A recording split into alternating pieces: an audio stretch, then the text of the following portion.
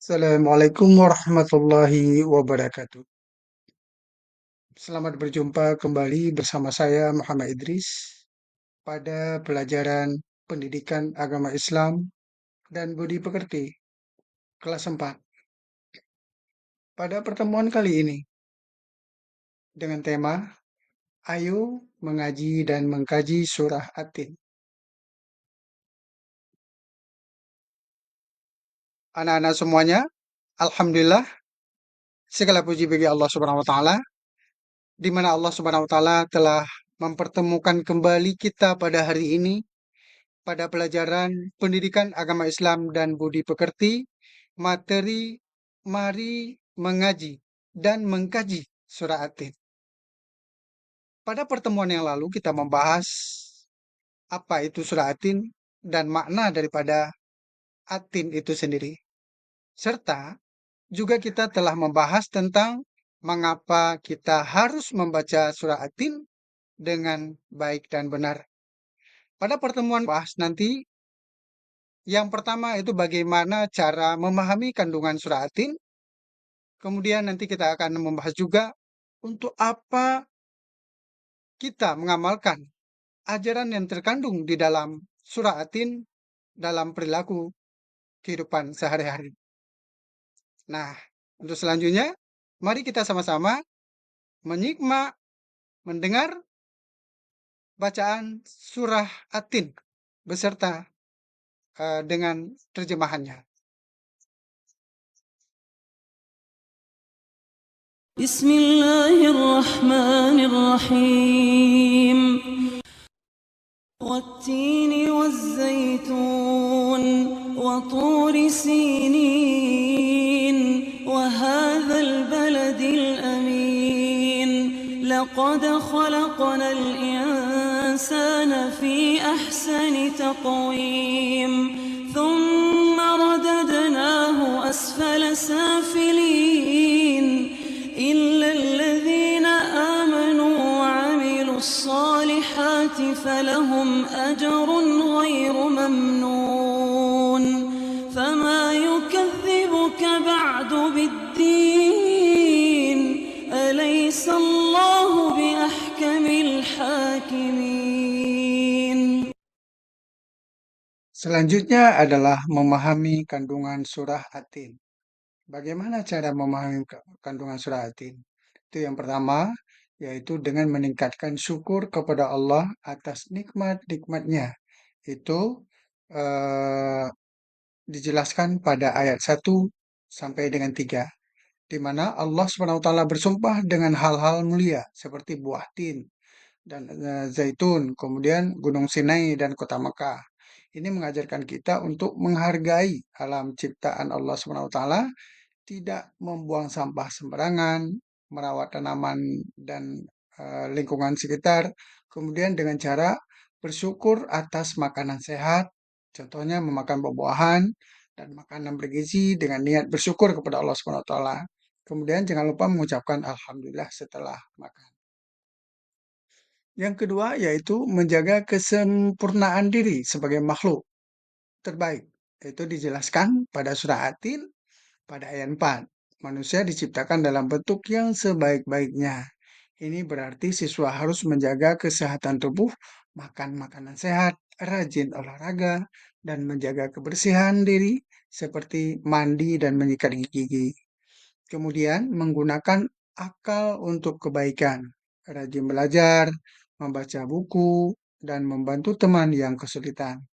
Kemudian berperilaku baik, hormat kepada guru dan orang tua, berbicara dengan sopan kepada teman ataupun saudara. Jadi yang ketiga ini yaitu menjadi anak yang beriman dan beramal saleh. Itu pada ayat 5 dan 6 pada surah At-Tin, di mana Allah SWT menjelaskan bahwa hanya orang yang beriman dan beramal saleh yang akan diberi pahala yang besar. Jadi, cara mengamalkannya adalah melaksanakan kewajiban dalam beragama. Salah satunya yang wajib kita kerjakan adalah salat 5 waktu dan belajar. Nah, kemudian beramal baik, jadi membantu teman, dalam kesulitan, kemudian berbagi makanan kepada teman ataupun tetangga yang membutuhkan. Kemudian yang keempat, percaya kepada hari pembalasan, yaitu dijelaskan dalam surah At-Tin pada ayat 7. Ayat ini mengajarkan bahwa setiap perbuatan manusia akan dihitung oleh Allah Subhanahu wa taala. Maka kita perlu berbuat baik selalu, hindari berbohong, mencuri, atau menyakiti teman, atau yang lain sebagainya. Ya, kemudian berani bertanggung jawab, mengakui kesalahan kita jika melakukan sesuatu yang salah, seperti merusak barang ataupun lupa menyelesaikan tugas sekolah.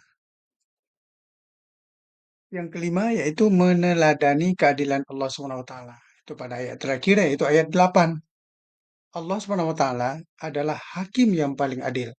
Siswa, jadi kalian semua itu dapat meneladani ini dengan bagaimana? Yaitu bersikap adil kepada teman, tidak memihak dalam permainan ataupun konflik, tidak memandang rendah orang lain, menghargai teman dari suku, agama, atau budaya yang berbeda.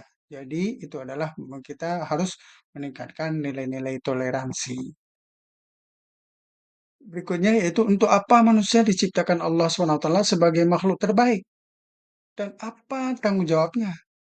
Itu manusia diciptakan sebagai makhluk terbaik menurut surat At-Tin, yaitu pada ayat 4 yang berbunyi laqad khalaqanal insana fi ahsani taqwim, yang artinya sungguh kami telah menciptakan manusia dalam bentuk yang sebaik-baiknya. Nah, di sini adalah sebagai khalifah di muka bumi. Jadi tugas ini menuntut bahwa manusia untuk menjaga, memelihara dan mengelola bumi dengan bijaksana, di mana untuk beribadah kepada Allah Subhanahu wa taala. Sebagaimana telah ditegaskan dalam Quran surah Az-Zariyat ayat 56. Dan aku tidak menciptakan jin dan manusia melainkan supaya mereka beribadah kepadaku. Wa ma khalaqtul jinna wal insa illa liya'budun. Kemudian keberadaan manusia di dunia adalah untuk menjalankan perintah Allah, menjauhi segala larangannya, dan mengingatnya dalam setiap aspek kehidupan. Selanjutnya sih, dianugerahi akal dan sempurna. Jadi manusia diberi akal dan hati nurani untuk memahami kebenaran, membedakan antara yang baik dan buruk, serta mengambil keputusan yang bijak. Tubuh manusia diciptakan dengan kesempurnaan, baik secara fisik maupun rohania, untuk mendukung perannya sebagai makhluk yang istimewa di antara ciptaan Allah lainnya. Nah, apa tanggung jawab manusia sebagai makhluk terbaik? Yaitu diantaranya beriman dan bertakwa kepada Allah, menegakkan keadilan, menjaga kesempurnaan diri, beramal saleh, menyampaikan risalah Allah, dan lain-lain. Sebagai penutup pada pertemuan kali ini, yaitu ada sebuah mutiara kata, kita adalah manusia diciptakan sebagai makhluk terbaik untuk menjalankan fungsi utama sebagai hamba Allah dan khalifah di muka bumi ini. Hendaklah kita beriman, beramal saleh, menegakkan keadilan, dan memakmurkan bumi ini dengan tetap menjaga keselarasan dengan syariat Allah, dengan memahami dan menjalankan tugasnya sebagai manusia agar dapat mencapai kebahagiaan dunia dan akhirat. Terima kasih atas segala perhatian. Mohon maaf atas segala kekurangan. Wassalamualaikum warahmatullahi wabarakatuh.